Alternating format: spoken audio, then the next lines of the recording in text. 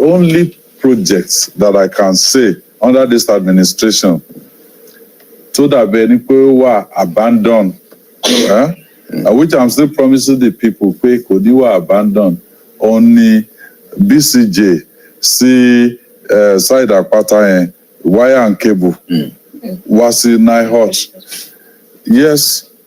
a few days ago, I still met the contractor at Onshishanebe, Steel Heart, Mrs. Adeyemi, and I told her, look, you will return to that place. Only as someone, okay, I know everything to you on Shelembe. So, wire and cable, BCJ, NIOT, it won't be abandoned. Tabati award anything, we will see it through. So that is my promise to you. Orúkọ mi ni Ọ̀gbẹ́ni Awẹ́ Olúṣọlá Ayọ̀túndé. Èmi ni chairman joint community, about 22 communities ló wà lọ́ndà mi tí mo control ní wire and cable lọ sínú. Wire and cable, Orísun Báre, Gbóògùn, Èrè-Ákárí, Òtú Àlàáfíà, Ìtafàjì, Ọlọ́ràn, Ọ̀gánlá, Ẹ̀fẹ̀nwá, Adélabú, Ẹ̀fẹ̀dàpọ̀, Olúdé, Sénì, Ìtura, Ìṣọ̀kan, Àṣà, Àbàọmọ tó fi lọ sí All Saints College. Lóṣùpá àti Orísun Ìfẹ́. A ti gbé ìgbésẹ̀ láti 2019 tá a ti ń kọ lẹ́tà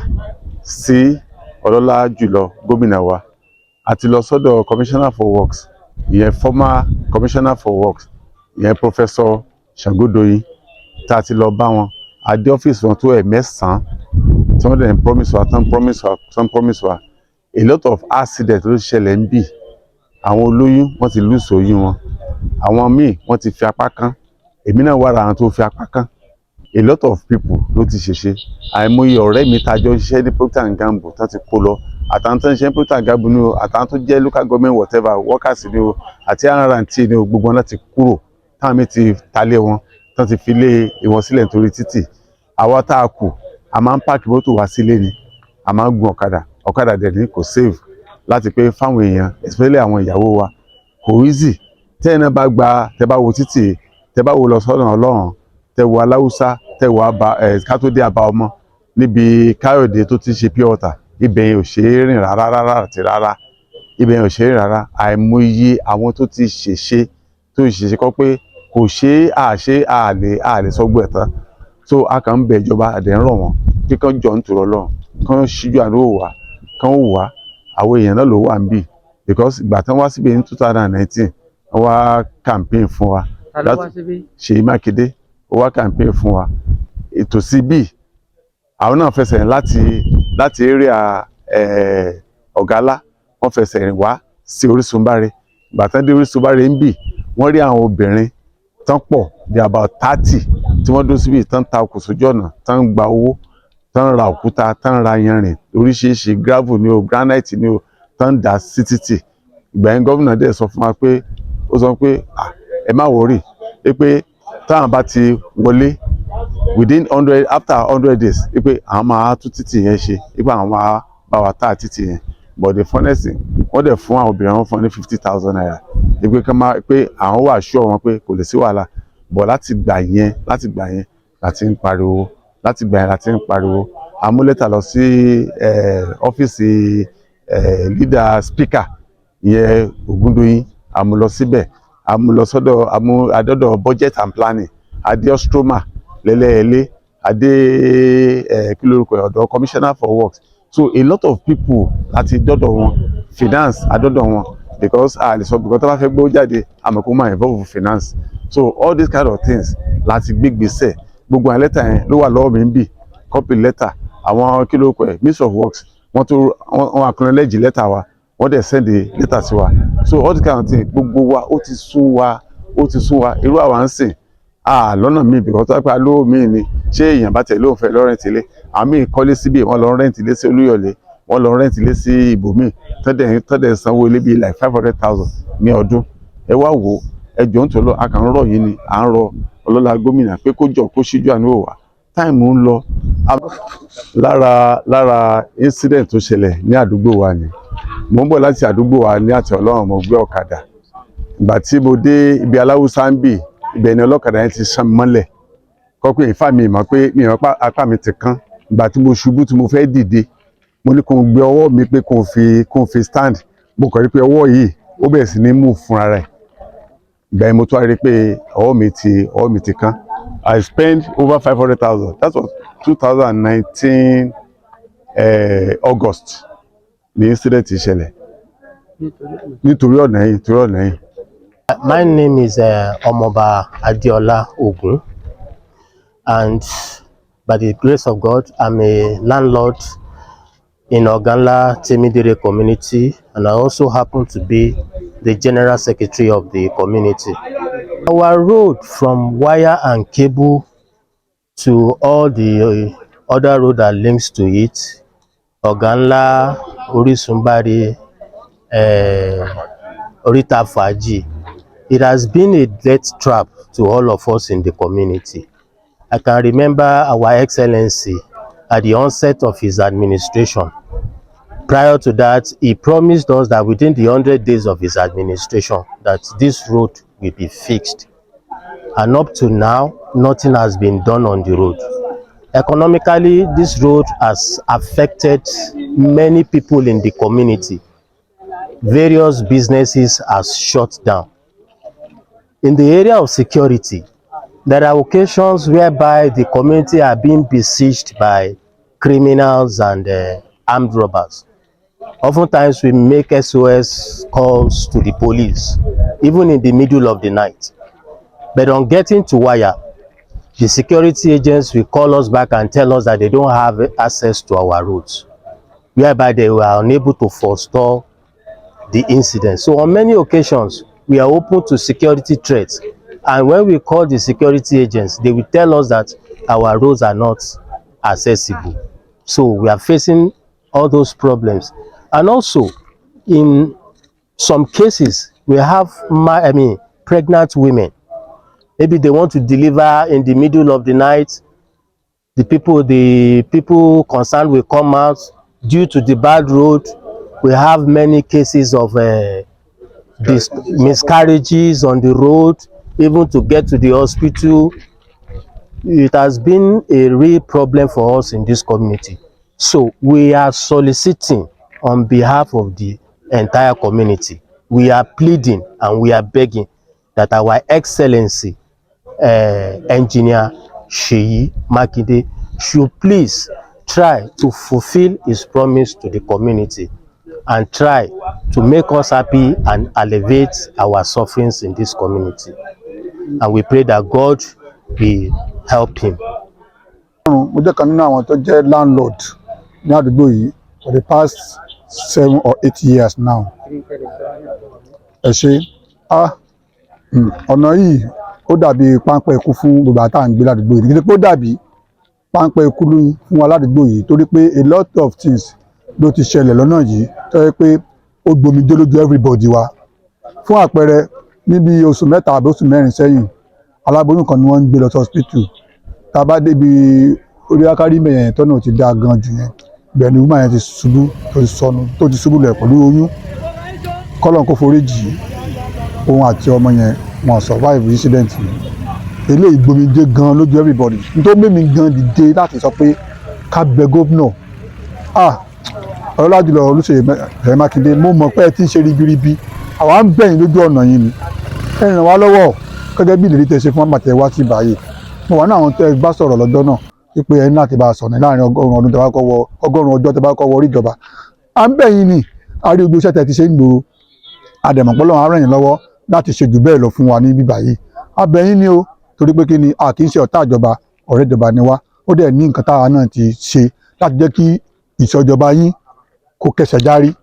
pàápàá jùlọ nípínlẹ̀ Ọ̀yọ́. Mo dẹ̀ ní ìgbàgbọ́ nínú Ọlọ́run pé Ọlọ́run ó ṣe bẹ́ẹ̀ ṣe fẹ́ ṣùgbọ́n ẹ bá ṣe yìí ká lè rí owó nípa tiyín ẹ ṣe. Ara ìyàwó ọ̀kan nínú àwọn landlord ni mí dáàdì wa gbogbo ti sọ ṣáájú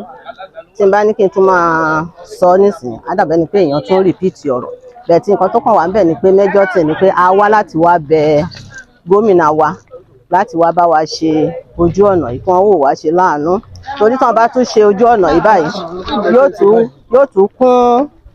ojú ọ̀nà táwọn èèyàn á máa gbà irú hold up tó máa ń wà wọ̀nyẹn kò ní sí hold up mọ́ tí ọ̀nà bá wà níbi tí wọ́n lè gbà lọ sẹ́lẹ́yẹlé torí bí ìjà sí gbogbo ibẹ̀ yẹn gẹ́gẹ́ bí àwọn dáàdì wa ṣe sọ ṣùgbọ́n tí ojú ọ̀nà yìí náà bá dáa àwọn míì tiẹ̀ ti ń sá lọ torí ojú ọ̀nà tí ò dáa yìí wọ́n ti ń àbádàn ilé wọn wọ́n ti ń sá lọ so àwa bẹ̀ wọ́n ní ẹ̀bẹ̀ lábẹ̀ nítorí pé a mọ̀ pé Ọlọ́run nìkan ni ẹni tó ń sọ tó sì ń ṣe ṣùgbọ́n gẹ́gẹ́ bí gómìnà wa yìí náà àwọn náà máa ń sọ tán bá sọ pé àwọn á ṣe nǹkan wọn á ṣe náà ni a sì nígbàgbọ́ nínú wọn nítorí pé wọ́n ti promise wa níbí nígbà tí wọ́n wá táwa obìnrin ń fi okùn sí ojú ọ̀nà báyìí tá à ń gba owó ń gbà wọ̀nyẹn wọ́n sì béèrè wọ́n sì ṣe ìlérí fún wa pé àwọn á wá ṣe ojú ọ̀nà yìí pé àwọn á wá bá wa ṣe táwọn bá ti pé 100 days in office that is their first tenure ni wọ́n sọ yẹn fún wa a sì dúpẹ́ lọ́wọ́ wọn pé wọ́n á ì ṣe torí pé a mọ̀ pé wọ́n á ṣe kí wọ́n tó lọ ìdí nìyí tá a fi wá ń bẹ̀ wọ́n tí gbogbo wa náà tá a fi kórìí jọ pé ká bẹ̀ wọ́n pé kí wọ́n jọ kí wọ́n bá wa ṣe ojú ọ̀nà yìí kí wọ́n má jẹ́ ó pẹ́ jù gẹ́gẹ́ bí wọ́n ṣe ń sọ ó ti ń ṣe ewu ó ti ń ṣèpalára fún ọ̀pọ̀ ènìyàn èmi gan tí n bá ń bọ̀ tí n bá wà lórí ọ̀kadà ó yá mi kí n lo fùtùájìn ju pé kí n gun ọ̀kadà lọ because ọkàn kan lèèyàn fi ń jókòó sórí ọ̀kadà kéèyàn má ṣubú so Ọlọ́run á ràn wọ́n lọ́wọ́ fún kí àdúgbò yẹn kó má tún mọ́ wa lára because àwọn ọmọ wa náà tí wọ́n bá ń bọ̀ wálé wọn ń free láti gbé mọ́tò wọlé mọ́ wọ́n á máa béèrè pé ojú ọ̀nà wa àwọn ò lè wá lójú torí ojú ọ̀nà so tí ojú ọ̀nà bá sì dáa ṣe mọ̀ pé àwọn tó dẹ̀ ń tajà náà nísìnyí wọ́n á máa rí okòwò torí tí mọ́tò bá ń kọjá gbogbo nǹkan ni tí ó bá dáa Ọlọ́run á ràn wá lọ́wọ́ nígbà tí ojú ọ̀nà wa dáa ibi wọ̀nyí dáa ṣùgbọ́n nísìnyí báyìí àwọn èèyàn ti ń sá fún wa nítorí ojú ọ̀nà Ọlọ́run á bá wa ran gómìnà lọ́wọ́ á dẹ̀ fi wá sí ìrántí wọn lágbára Ọlọ́run wọn á ṣìwé ìrántí kan wá. Musiliu Daṣọfúnjó tí gbogbo èèyàn mọ̀ sí Jogun Omi mo jẹ́ kan nínú àwọn òṣèré orílẹ̀-èdè Nàìjíríà tèmi náà sì jẹ́ ọmọ àdúgbò yìí tá a jọ kọ́lé sádùúgbò yìí Orísun ìfẹ́ ń bí ní tọ̀dọ̀ wa Orísun Báríláwà bẹ́ẹ̀ community yẹn pọ̀ púpọ̀ inú mi dùn pé ní ọjọ́ tí gómìnà ń ṣe campaign tán wá bí èmi náà wà lórí ìdúró nígbà tí wọ́n sọ pé tó bá pé 100 ọjọ́ àwọn ó ṣe ọ̀nà yìí mo tún wá gbọ́ statement kan lẹ́nu wọn tó ráwà máa ń rìn síbẹ̀ dáadáa wípé ọ̀nà àdúgbò yìí jẹ́ ìkan nínú ègún fún àwọn táwọn ò bá ṣe kán wá lè pa ègún yẹn rẹ́ kí ṣe yìí ó ṣe ọ̀nà yìí o níwọ̀nba àkókò tó kù yìí Ọlọ́run á fún wọn lágbára láti lè ṣe àdẹ̀mú kínú gbogbo àwọn obìnrin yẹn ó dùn torí pé lọ́wọ́lọ́wọ́ tá a bá wo ọkàn ẹnìkọ̀ọ̀kan inú wọn ò dùn ẹ má jẹ́ ká tanra wa jẹ àwa ọkùnrin náà inú wa ò dùn ọ̀pọ̀ nǹkan burúkú ló ti ṣẹlẹ̀ àwọn ọ̀dọ́ náà ń bínú ṣe yìí ẹ ṣe yìí o nítorí pé ẹ ti ní bẹ́ẹ̀ bá ṣe yóò jẹ́ ègún kó má bàa jẹ́ ègún ayérayé ẹ ṣe ọ̀nà yìí kò jù bẹ́ẹ̀ lọ Ọlọ́run á gbàkóso. Kọ́mi Táíwò Johnson Akíntọ́lá Adélùmọ̀ sókè nípa ọ̀nà lórí ohun gbogbo tí àwọn bàbá wa ti sọ àtàwọn ẹ̀gbọ́n wa láì ní gbà yín lásìkò kò sí nǹkan tá a fẹ́ sọ ju pé àwa mọ̀ pé gómìnà wa Ṣèyí Mákindé is the next president ibi tó dé dúró ìkọ́ má rò pé ní òpin oore torí pé tí Ọlọ́run ní fún wọn fọjọ́ iwájú wọn ọjọ́ ayọ̀ ni ọjọ́ ayọ̀ fún ọjọ́ iwájú wọn níta mọ̀ wọ́n sí láláàánú ènìyàn a sì mọ̀ wọ́n fóníṣẹ́ rere nínú àánú tí wọ́n ń ṣe fún wa a dúpẹ́ fún àgbègbè wa yìí lábẹ́ pápó tí gbogbo nǹkan dàrú yìí tí ọ̀sọ́ náà fún wa mọ́ àìmọye láńlọ́ọ̀dù ló ti ta gbogbo lé wọn tí wọ́n ti fàdúgbò ilẹ̀ nínú ọdún yẹn 5 ni mo nálẹ̀ lójú ọ̀nà wọ́n sì tó mọ́tò mi lẹ́ẹ̀mejì tó fi di pé wọn lọ́kọ̀ gbọ̀ngbọ̀n níbi òkúta ti bà sọ́ǹpù ọkọ̀ mi jẹ́ àdúgbò ìsírè àdúgbò tó jẹ́ àdúgbò tó wà tó lágbára jù nínú ìjọba ìbílẹ̀ Ìdó ni ṣùgbọ́n yà wá lẹ́nu wọ́n ti ń ṣe bọ̀ wàhálà ò lè ṣẹlẹ̀ ládùúgbò ìkápọ̀ ọlọ́pàá kọlọ́pàá ò débí kọ̀sọ́nà tí wọ́n gbọ̀kọ́gbà bá a pàmọ̀tẹ́kùn kò sọ́nà tí wọ́n gbọ̀kọ́gbà. Gbogbo àwọn tó jẹ́ ìyá wa tó jẹ́ wípé orí ọ̀fẹ́ lẹ́lòmíì fi ń jáde àtàn ìyàwó wa kò sórí ọ̀fẹ́ fún wọn mọ́. Ọlọ́mọdé arógun pé èèyàn dákú ẹ̀rọ ọ̀sẹ̀ ẹgbẹ́ ìṣó lọ́sípítù kò sọ́nà fún wa mọ́. Mo sì mọ̀ pé níjọ́ kìnínní àná tí wọ́n wá bí ìrìn àjò tí gbogbo wa rìn ládùúgbò yìí lábẹ́ abúlé 73 tó wà ládùúgbò yìí, àdúpẹ́ pé tí wọ́n bá wo election ìbò tí wọ́n dì fún wọn kí wọ́n wo ìbò wọ sẹ́mi àwọn náà ládùúgbò yìí, kí wọ́n wo tó jáde ládùúgbò yìí fún wọn. Ṣùgbọ́n èèyàn ò lè ṣe tán, yóò máa ṣekù ni. Ṣùgbọ́n àwa gbàgbọ́ wípé ibi èso pin wọn ò sì ní fọmọ wọn dígun, wọn ò ní fi ẹ̀mí wọn dígun, wọn ò sì ní fẹ̀mí aya dígun. Ó ń lọ síbi gíga, ṣùgbọ́n àdúrà àwọn ènìyàn àti ìmọ̀ sí Ọlọ́run ni ó gbé wọn débẹ̀, torí pé a lòdì sí ìjọba wọn o, tìfẹ́tìfẹ́ ìjọba wọn la ṣe ń ṣe. Mo sì jẹ́ chief security officer fún gbogbo àdúgbò yìí, all the 30 joint association. Mo ń sojú fún ìjọba ìpínlẹ̀ Ọ̀yọ́, mo dẹ̀ sojú fún ìjọba ìbílẹ̀ Ẹdó. Pẹ̀lú ẹ̀bọ náà ò ṣe dá torutoru Nàìjíríà àwọn security láti fi ààbò bo wọn ìlú yìí, kó kórúkọ wọn má bàjẹ́, kórúkọ àwọn táwọn gbé bẹ́ẹ̀ má bàjẹ́. Tí ó bá sọ orí oníọba lórí ọ̀fẹ́ kí wọ́n yan ẹnìkan wá nú àwọn aṣojú kí wọ́n wá wà àdúgbò ìwò. Ní ojú ọ̀nà yìí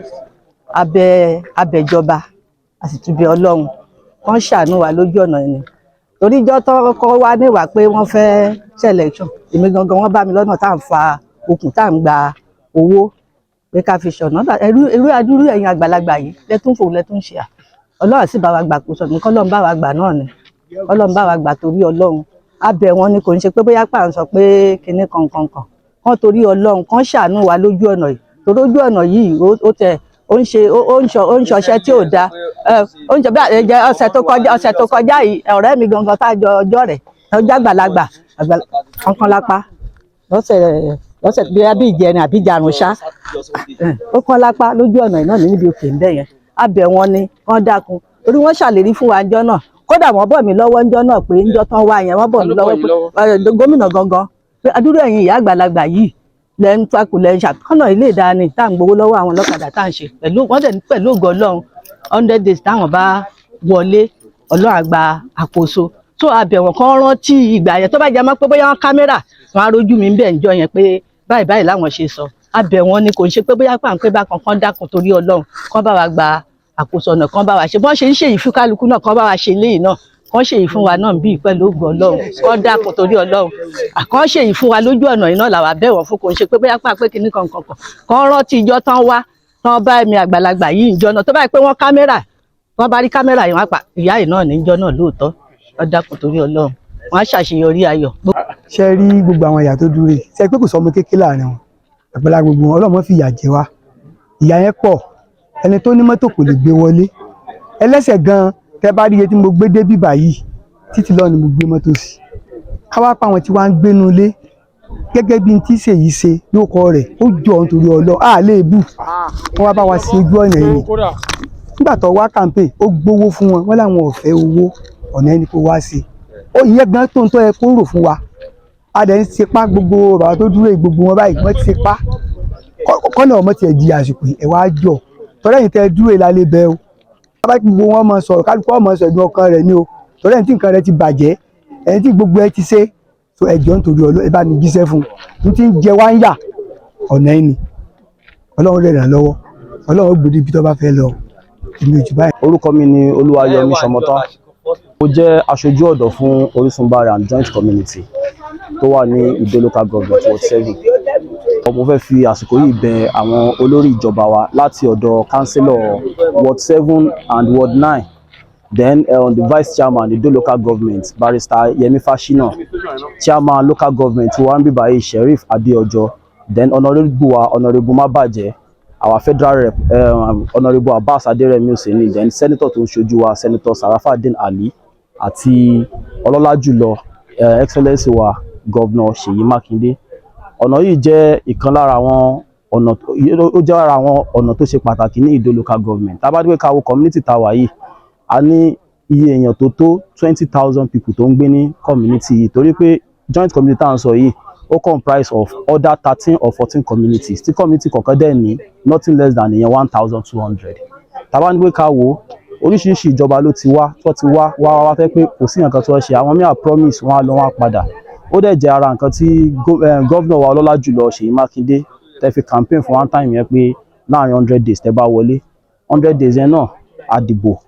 ìbò account ní community tá wà yìí ṣùgbọ́n àárí àtúnṣe kankan. Tá bá ní pé ká wò ọ̀nà yìí ti ṣe ìpalára tó pọ̀ gan fáwọn èèyàn àwọn ọlọ́kadà tó jẹ́ haúsá gan tó yẹ pé wọ́n tún ń try láti promote transport in community ìkànnì wọn kán lápá níbi orí bíríìjì yìí tó yẹ pé kọ́ tó ní wọ́n gbé jáde sí wire and cable for rescue hospital ọlọ́kadà yẹn kú immediately ni àwọn then a lot of people ẹlòmíì wà tó yẹ pé ó ti kán lápá irú bàbá yẹn sí báyìí wọ́n kán lápá ẹnìkan wà tó yẹ pé ní few days ago lójú ọ̀nà yìí lórí machine náà wọ́n dẹ̀ sì ṣubú tí àyẹn kan lápá ìyá yẹn wà ní emergency center ní UCH báyìí tó dẹ̀ pé ó jẹ́ àwọn tó ń bà wá nínú jẹ́ tẹ́ bá ní ká gbogbo àwọn shops ẹ máa rí pé shop kankan ò ṣí so owó gan ò lọ síwájú so tí irú nǹkan báyìí bá ń ṣẹlẹ̀ àwọn èèyàn kan wà àìdú wọn ò rí nǹkan kan láti ṣe àwọn tó ń ta ọjà àwọn ò rọ́jà tà àwọn ọmọ iléèwé náà tó bá ń lọ sí school kò sí mọ́tò kò sí wéè fún wọn láti jáde so ẹ fi máa rọmọ míì tó yẹ pé wọn ò lè dé school gan wọn á máa tibẹ̀ wọn á máa lọ ṣe nígbà tó wọn ti late wọn ò lè dé school so àwa ń jọ à ń bẹ gọ́vnọ̀ wa ẹ̀yin náà lè ṣe torí pé kẹ́ bá lè ṣe ló jẹ́ ká ẹ sọ pé ká jẹ́ kẹ́ ṣe ẹ̀dẹ̀ ti wà ń bẹ̀ ṣe wá jọ ẹ bá wa ṣe ọ̀nà yìí torí pé tí ẹ bá wa ṣe tẹ́ fi kúrò níjọba ó tún máa jẹ́ bóyá bí ìrìn àjò míì tó tún máa fà wá sẹ́yìn tó dẹ̀ adẹ̀ ń wo gbogbo development tó wà ń lu Ìbàdàn a sọ pé ẹ ṣe ẹ really try gan because in terms of development lọ́yọ̀ state mo dẹ̀ ṣe lè sọ pé ẹ ti gbìyànjú léyìí tó pọ̀ jùlọ bọ̀ ẹ wá jọ nítorí tọ́lọ́run ẹ jẹ́ kí ìyànjú yẹn náà ẹ jẹ́ kó dé community wa ń bì báyìí ẹ jẹ́ kí àwọn èèyàn tó wà ní agbègbè yìí ẹ jẹ́ kó jẹ àǹfààní ìjọba ẹ jẹ́ kí inú tiwọn náà dùn wípé a ní ìjọba tí ó ṣe é gbẹ́kẹ̀lé torí pé nǹkan tẹ́ bá ṣe ń ṣe yìí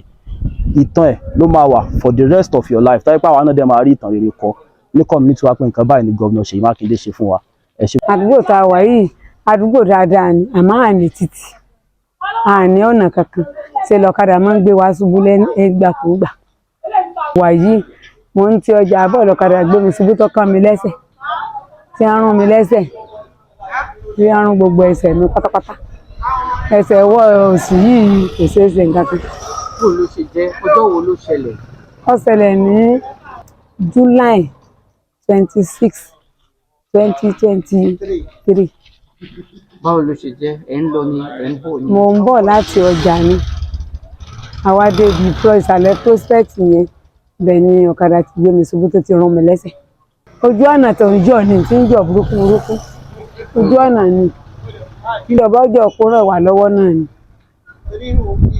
torí àwọn míì náà wà tó ti ṣẹlẹ̀ ẹlòmíì ti kú jọ́kàtà tàtẹ́ tọ̀dọ̀ mi ṣẹlẹ̀ ẹnìkan ṣẹlẹ̀ ọjọ́ kẹta ẹ̀ ló kú ràn wá lọ́wọ́ náà ni.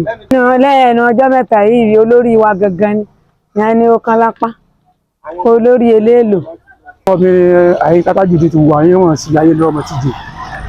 ní wàlúwàyà ń kéwì ojú ọ̀nà gbogbo àdúgbò yìí láti wá àdúgbò Orísunbáre ó jáde lọ sórí Tàfàjì abúlé owó náà ó jáde padà sí náà ti àbọ̀ ọmọ láti wáyà kébù fọmọ wáyà kébù wá sí bíbà ẹ̀ lọ káàkiri. oríṣiríṣi àwọn èèyàn ló ti ṣe léṣe gan-an tí gọ́ọ̀mẹ̀ntì dẹ̀ tán sọ fún wa ń gbà yẹn pé àwọn máa ràn wá lọ́wọ́ pé lérí ọ̀rọ̀ ojú ọ̀nà yìí pé àwọn pẹ́tà bá débẹ̀ ní 100 days àdẹ̀rọ ara ọwọ́ ẹ̀bẹ̀ ni láti fi kí wọ́n síjú àánú láti wò wá oríṣiríṣi àwọn èèyàn ló ti ṣe léṣe bíbà ẹ̀ gan ẹni tó kán lẹ́sẹ̀ ẹni tó kán lápá tó bá wọn pósítà wa tá a gbé sí wáyà kébù yẹn gan a máa rí ìyà tí ó jẹ́ pé igi ló fi rìn bíbà náà ló ti kán ní lẹ́sẹ̀ tó pé àwọn ẹbí àtàrà ẹ̀ gan ará àdúgbò láti dá owó fún un láti pé tí wọ́n fi gbé ikú lọ sọ́spítù tí wọ́n fi lọ tó ẹsẹ̀ ó sì wà ní wáyà kébù mẹ́ta áńgì síbẹ̀ yẹn ọwọ́ ẹ̀bẹ̀ abẹ̀bẹ̀ lọ́wọ́ gómìnà wa ọlọ́lá jùlọ ẹnjìnìá Olúwaṣèyí ọmọ Mákindé abẹ̀bẹ̀ arọwọ́ ẹ̀bẹ̀ nìkan síjú àánú wà ní àdúgbò yìí ilé dẹ̀ pọ̀ ládùúgbò yìí gan ó pọ̀ gan kọ́ńpìlẹ̀ oríṣiríṣi wáyà kébù àyẹ̀ wáyà kébù àwọn skul alálápọ̀ mi báyìí lọ gan tó jẹ́ pé ìgbò ìrànlọ́wọ́ la fẹ́ lọ́wọ́ ìjọba. ohun tí mo lè sọ ní ṣókí nípa àdúgbò yìí ni wípé ó jẹ́ pàkúté ikú fún gbogbo àwa tá à ń gbé àdúgbò yìí. community yìí tá a pè ní joint community development over 22 community which is comprises of at least 500,000 ní area kọ̀ọ̀kan ní community kọ̀ọ̀kan so mo rọ̀ gómìnà wa ọlọ́lá jùlọ torí pé àwọn ni orúkọ ni wọ́n ṣiṣẹ́ jùlọ nínú gbogbo gómìnà tí wọ́n yàn ní Nàìjíríà kò tí ì sírú yín so ẹ jọ̀ọ́ mo bẹ̀ yín lórúkọ Olúwa ni ẹ bá ní ẹ wò wá ṣe láàánú ẹ jẹ́ kí ẹ bá ní ran ẹ̀dùn ọkàn wa lọ́wọ́ torí pé ó jẹ́ ìbànújẹ́ fún wa gẹ́gẹ́ bí ìlérí yín tí ẹ ti ṣe fún wa yìí pé ẹ ṣe iṣẹ́ yìí kó tó di 100 ọjọ́ ẹ bá wa ṣe títí yìí ẹ jọ̀ọ́ nítorí Ọlọ́run Olódùmarè Olúwa dẹ̀ ṣe nínú iṣẹ́ yín ọlá tẹ́ ti ní kò ní rẹ̀yìn ojú kò sì ní tìyìn